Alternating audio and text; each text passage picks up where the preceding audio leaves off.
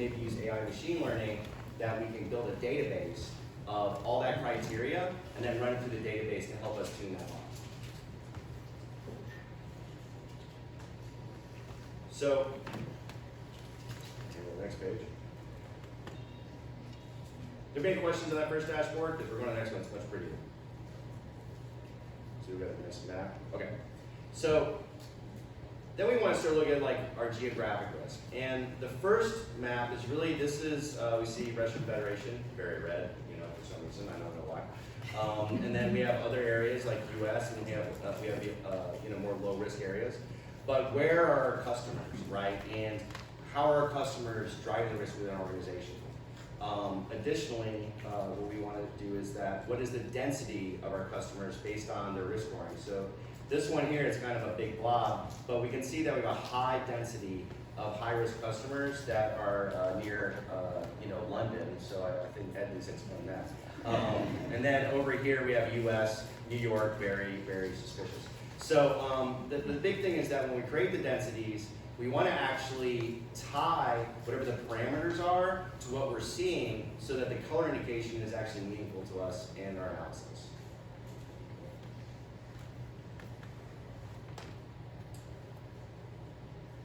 And then what this dashboard actually does is that we're going to look at what's our customer risk breakdown, but really what we want to look like is how has the risk changed, right? So right now what we see is like the entire population is that we've had risk changes for customers 132 times over the entire period.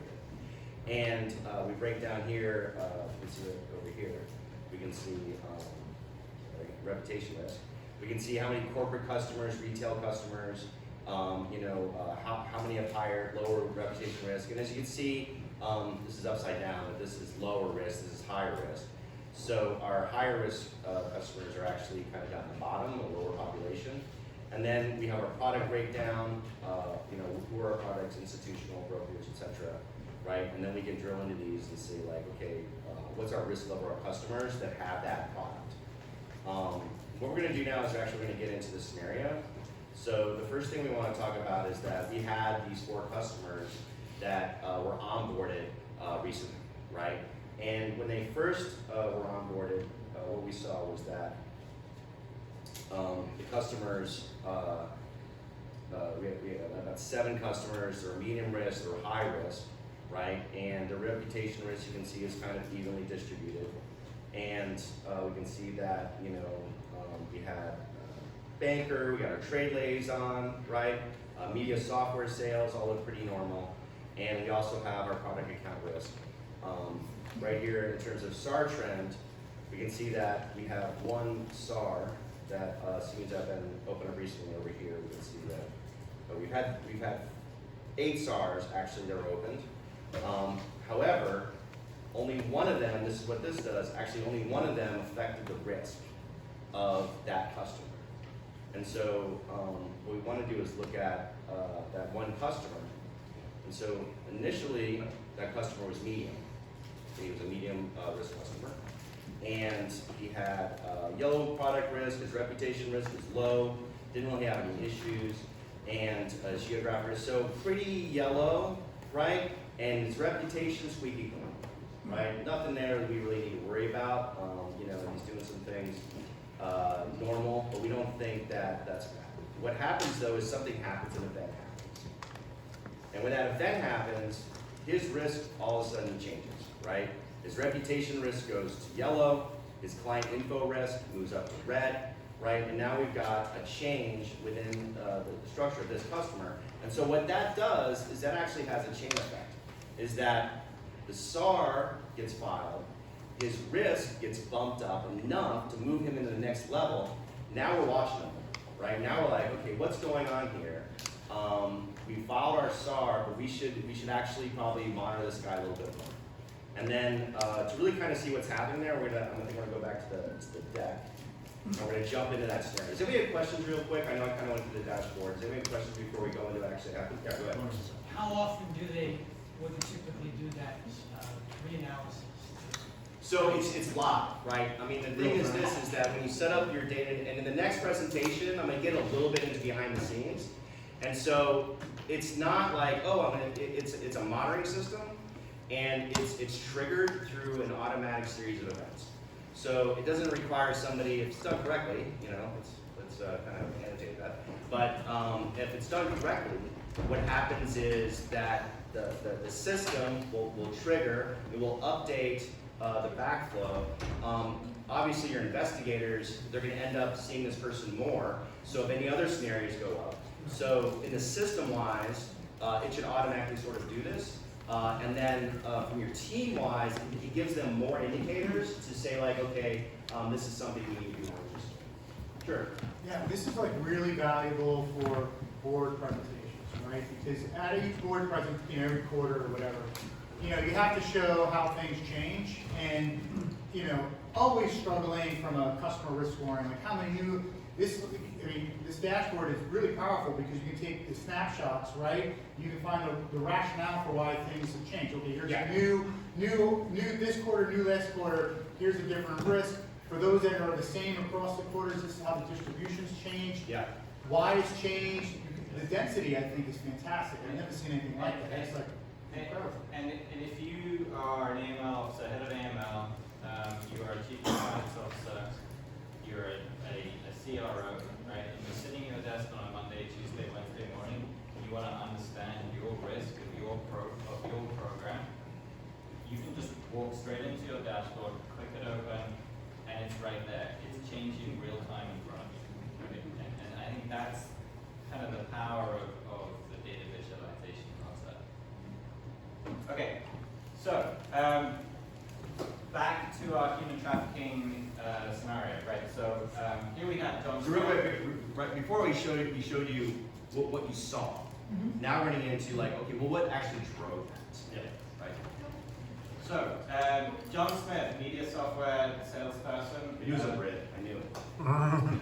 He is a Brit. He's not living in the UK, but I live in New York. This person lives in Dubai. We know it's not you, eh? So over a period of time, he has, is active on social media and has made a few posts, as you can see here. He's having another great day traveling to my favorite hotel in Dubai, right? Months later, back in Dubai, another business trip, any problems, Oh, real quick, sorry. So we forgot this. What initiated the SAR was cash deposits, right? Like that was actually. Yeah, we'll see that in the coming slides. Yeah. So, and again, March 14th, back in Abu Dhabi again. This guy travels frequently in and out of the Middle East, right? So, essentially on a monthly basis. And that in itself isn't necessarily. Not necessarily. That in itself. But if you're a suspicious AML person, you might like look at that a little bit over time, right? So I can be nice. But we understand that if you look over on the right behind the scenes, he's traveling to Abu Dhabi, not particularly suspicious, right? He stays at the same hotel, okay, so he likes the same hotel. But why is he booking full rooms every time he stays there, right? What's happening? What's the reason for that? Taking his entire day. Spreads out. So he has 2 cell phones, but only one is registered, right? And most importantly, right, his salary is less than $200,000, but he's making deposits of $50,000 in cash into his accounts, and guess what? He's doing it just below the line, right? He's just below the $10,000 line, right? So your structuring scenarios should be picking that up. Okay, thanks.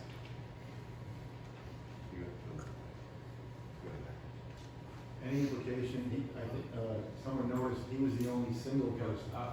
No. There was one person in a relationship, Yeah. and 2 were married, and he was the only single. Okay. All right, so here we are. So John Smith, let's look at him as he passes through the risk scoring model, right? Most likely in this scenario, we've seen his background. He's basically a plain vanilla customer. His products are debit cards, credit cards, everything that you would expect, right? Possibly a flag that would go off in your bank's customer risk scoring model is the geographic parameter flag, right? Because he lives in through your risk model without anything else going on is going to be medium risk. Okay? Now, over time, and this is the importance of having, transaction monitoring feeding back into your customer risk scoring. Over time, you'll see his profile change a little bit. He's still the medium risk customer over here, but what we're beginning to see in the top right is some cash deposits, like we talked about earlier. Those cash deposits are rolling in month to month, right, as he travels back and forth. They may be coming from third parties. Remember the hub and spoke about the concept there. And we're seeing that in transaction monitoring. That's getting detected just as an alert and gets investigated, right? What we begin to see is, because we saw kind of that structuring activity just below the 10,000 mark, we're going to file a SAR on structuring, right? Probably if you look across your AML transaction monitoring departments, I would hazard a guess that the vast majority of your SARs are related to structuring. Right? Fairly common, we see it here. So what happens here is we upgrade through the SAR reporting. If we go to the next slide, we're going to upgrade it to high risk, and then we're really going to keep. We filed one SAR. We've done that case investigation over about 30 days. We didn't necessarily detect everything. Remember, looking at one scenario is not going to detect human trafficking. You have to have all of your scenarios and everything else working together. So we'll put him on a heightened watch, and we'll monitor him over a 90-day period, right? And as we begin to see that, we begin to really dig into that case investigation, and we'll see things like multiple phone lines, frequent travel, third-party deposits, multiple hotel rooms, et cetera, and as you build your case, and this is really, a lot of this doesn't come out of transaction monitoring, it's training, it's experience with your teams, right? That gradually, they take a long time for these rings to be brought down. Over time, you'll see the full picture of the transactions occurring, and then, you'll identify that it could well be human trafficking. So you file more SARs, hopefully you exit that customer, and no doubt working 314B channels as well with other banks to get more information. But I guess how do you reach the conclusion, around an identification of a human trafficker? Right now you have a suspicion, So- around the structuring, right? So the thing about banking is that that's all the bank can do is have suspicion, right? And that's legally that way, because basically you have to take the SAR, has to file the OCC. But by sharing that information, having more relevant information in terms of what's going on, then it enables the DOJ or whoever, international, I don't know, I always forget, who's the first one? MI6? Get around, they'll send 007 down there and they'll take care of it. And that's the whole way the system works. But the big thing about this is that from a productivity standpoint, not only this, but it's sort of having that, and we use the SAR as an example, but it could be just more alerts are going on, right? We're seeing more of these scenarios. Maybe a SAR doesn't get filed right away, right? But we start building up a case and we start providing more information, and we do affect the risk score of the individual. At the end of the day, what they want is more information so that they can understand what's going on. So the scenario we're saying is that it enables, through data, through investigation, to provide relevant info that is more akin to somebody that's actually built this sort of profile. And Michelle, what you'll see quite often, right, particularly with human traffickers, that a lot of the time we see it as well, right? On other types of activity, we'll file a SAR, but we only have a piece of the information. We don't have the whole picture because, cleverly, whether it's money launderer or human trafficker, they're going to use a whole variety of banks and accounts in different locations. And so, just because you're an ABC bank and you're filing a SAR, doesn't mean to say that, well, first of all, all of that information that you can't see is happening elsewhere. But you're doing your duty to file that SAR. You file it to FinCEN, you probably get a phone call within 3 or 4 weeks from the FBI or one of the agencies that says, please give me all the information on, from your KYC records, from your transaction histories, because that'll help us with our investigation. Now, say it's the FBI, say they're talking with 6 other banks, you're just a piece of that puzzle. But eventually they're putting that investigation together. You fulfill your task not just by, your regulatory requirements and filing, but also you've done a good deed, right, at the end of the day. Hopefully you've prevented, frozen that account, and prevented the activity from happening again. But the FBI is then going to take and then launch their case, and they may sit and wait for 2 years, and, once they have, sealed out, right, once the FBI taps you on the shoulder, you're done. That's it. The big thing on this is that back in 2009, 2010, it's a matter of public record now, is you have HSBC, right? And HSBC has banks out in California, and what happens is the FBI shows up at their door and they say, hey, this doctor is funneling in tons of cash through your accounts. Why haven't you noticed this? And that small investigation actually opened up the entire,